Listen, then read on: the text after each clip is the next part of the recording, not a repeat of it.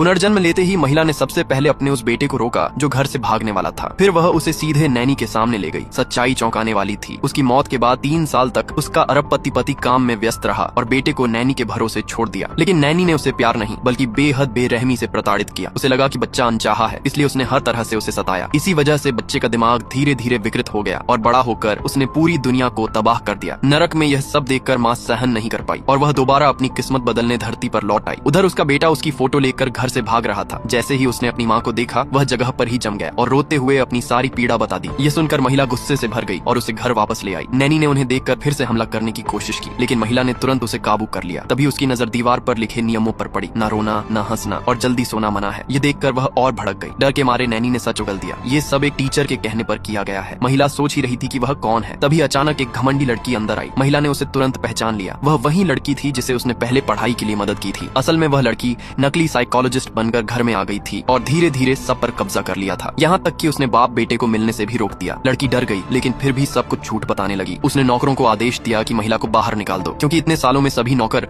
उसी के लोग बन चुके थे। जैसे ही सब महिला पर हमला करने आए, महिला ने उंगली चटकाई और अगले ही पल वे आपस में ही लड़ने लगे। लड़की डरकर भाग गई और शिकायत करने चली गई कि कोई महिला मैडम बनकर घर में घुस आई है। यह सुनकर अरबपति पति ने तुरंत बॉडीगार्ड भेज दिए, लेकिन तब तक महिला अपने बेटे को लेकर कंपनी पहुंच चुकी थी। गेट पर दोनों आमने सामने आ गए। लड़की अपने लोगों के साथ बहुत घमंड से खड़ी थी। महिला ने बेटे से कहा, आंखें बंद करो। जैसे ही उसने आंखें खोली, सारे बॉडीगार्ड जमीन पर पड़े हुए थे। महिला सीधे कॉन्फ्रेंस रूम में घुस गई। लड़की ने रोकने की कोशिश की, अंदर गए तो तुम्हें नापसंद किया जाएगा। बेटा थोड़ा रुका, लेकिन महिला ने दरवाजा लात मारकर खोल दिया। अंदर बैठा अरबपति हैरान रह गया। उसे लगा वह सपना देख रहा है। अगले ही पल महिला उसके पास गई और जोर से 2 थप्पड़ मारे। फिर ठंडे स्वर में बोली, अब होश आया?